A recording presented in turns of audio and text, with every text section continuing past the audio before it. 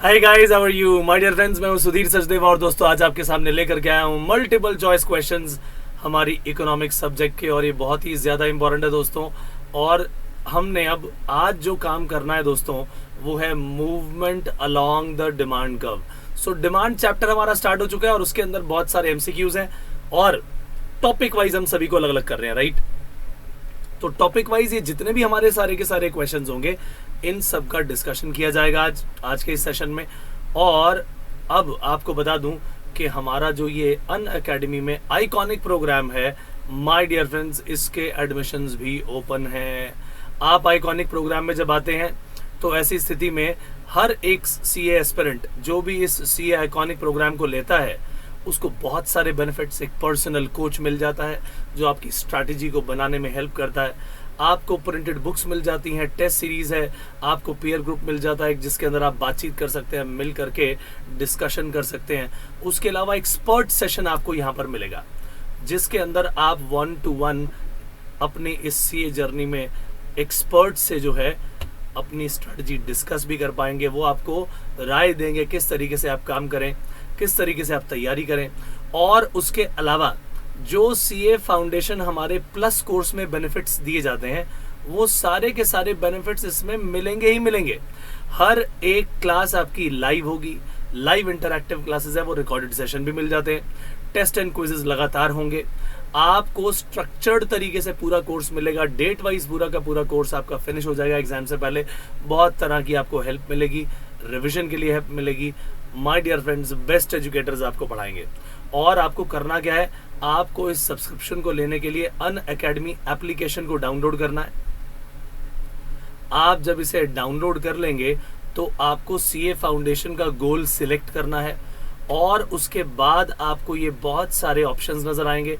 जो बेस्ट लगे आप उस ऑप्शन को चुनिए, और जब उस ऑप्शन को आप चुनेंगे तो मैं आपको बता दूं कि उसमें भी आपको डिस्काउंट मिल जाएगा अगर आप ये कोड इस्तेमाल करें, मेरा नाम सुधीर और साथ में 10% डिस्काउंट आपको मिल जाएगा। तो सुधीर 10 अगर आप इस्तेमाल करते हैं तो आपको डिस्काउंट मिल जाएगा 10%। सो माय डियर फ्रेंड्स, आप देर न लगाइए, इस कोर्स में हमारे साथ जुड़ जाइए। बहुत ज़बरदस्त हम आपकी तैयारी करवाएंगे। तो जो लोग सीए फाउंडेशन और इंटरमीडिएट दोनों का कॉम्बो लेना चाहते हैं एक ही बार में, उनके लिए ये सारी की सारी डिटेल्स है। माय डियर फ्रेंड्स, ये आपको पर मंथ फी दी हुई है, ये आपको टोटल फी दी हुई है 24 महीने की, 12 महीने की। जो आपको सब्सक्रिप्शन ठीक लगे आप उसको लीजिए।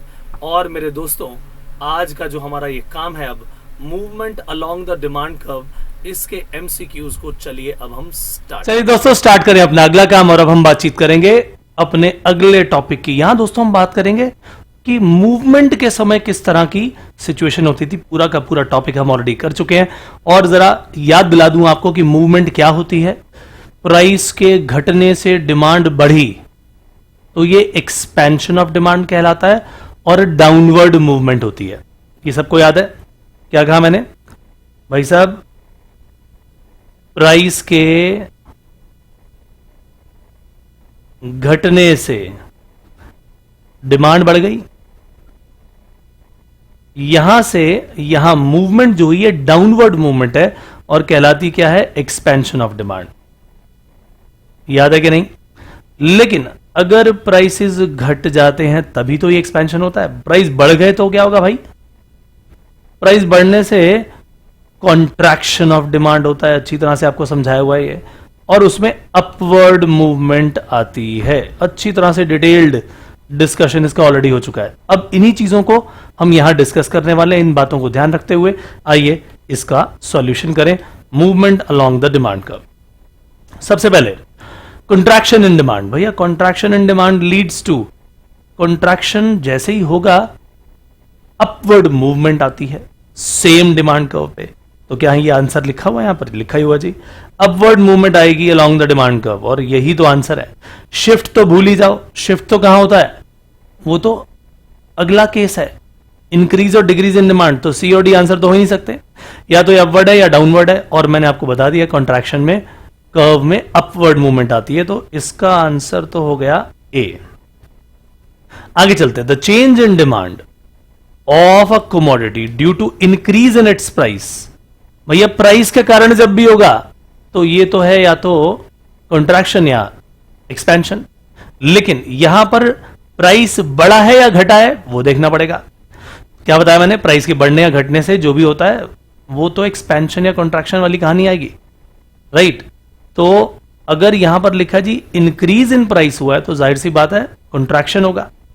So here contraction of demand will happen. Answer क्या है, बी। अब अपवर्ड मूवमेंट कब होती है डिमांड कर्व में, हमें याद है अपवर्ड मूवमेंट केवल और केवल तभी होती है जब प्राइसेस बढ़ जाते हैं, कॉन्ट्रैक्शन ऑफ डिमांड। तो भैया यहां पर भी आंसर हमारे सामने ए आ गया, कॉन्ट्रैक्शन ऑफ डिमांड। चलिए ट्रू और फॉल्स अब इसका डिस्कशन होगा। Downward movement of demand curve represents expansion of demand. दोस्तों बता चुका हूं मैं आपको ये बात, अभी थोड़ी देर पहले ड्रॉ किया था। यहां से लेके डाउनवर्ड मूवमेंट आई, प्राइस के घटने से डिमांड बढ़ी। पहले पी था प्राइस और क्यू क्वांटिटी थी, प्राइस घट गया, क्वांटिटी डिमांडेड बढ़ गई, तो ए पॉइंट से बी पॉइंट पर चलेगा, ये डाउनवर्ड मूवमेंट है। और ये डाउनवर्ड मूवमेंट जो है ये एक्सपेंशन ऑफ डिमांड को शो करती है, बोलो हाँ या ना। तो इस हिसाब से जो डाउनवर्ड मूवमेंट बता रहा है एक्सपेंशन ऑफ डिमांड बता रहा है, तो यानी हमारा ये आंसर पूरी तरह से ट्रू है या नहीं, ट्रू। आगे चलते हैं। Expansion of demand leads to an upward movement along the same demand curve. अभी तो सीखा है भाई, इसमें डाउनवर्ड मूवमेंट होती है, फॉल्स है ये आंसर। आगे चलते हैं। Decrease in demand due to increase in the price of the commodity, ये कॉन्ट्रैक्शन है। अरे नहीं, हां या सही, सोचो जरा। इंक्रीज होने पर क्या डिक्रीज इन डिमांड होगी कि नहीं होगी, होगी, और इसे बोलते क्या, कॉन्ट्रैक्शन। तो फिर तो आंसर सही हो गया। प्राइस बढ़ा, डिमांड घटी, इसको कॉन्ट्रैक्शन बोलते हैं, तो ट्रू हो गया। चलिए आगे चला जाए। Fill in the blanks now. Contraction of demand refers to fall in the quantity demanded. Correct or not? Yes. But what? Due to increase in the price of the commodity, keeping other factors as constant. बिल्कुल सही बात है, constant रहेंगे बाकी factors. Ceteris paribus. Other things remaining the same. Correct? आगे चलते हैं। Fall in the own price of the commodity causes dash kind of movement along the demand curve. भैया मैं फिर बता दूं, जब प्राइस घट रहे हैं तो मूवमेंट डाउनवर्ड्स होती है। करेक्ट और नॉट? मूवमेंट डाउनवर्ड होती है लेकिन एक्सपेंशन होता है डिमांड का। सो यहां तो आंसर क्या आ गया, डाउनवर्ड मूवमेंट आएगी जी डिमांड में। करेक्ट। आगे चलते हैं। Dash causes an upward movement along the demand curve of a commodity. किस तरह का अपवर्ड मूवमेंट क्यों आती है भैया? अपवर्ड मूवमेंट आती है कॉन्ट्रैक्शन के कारण।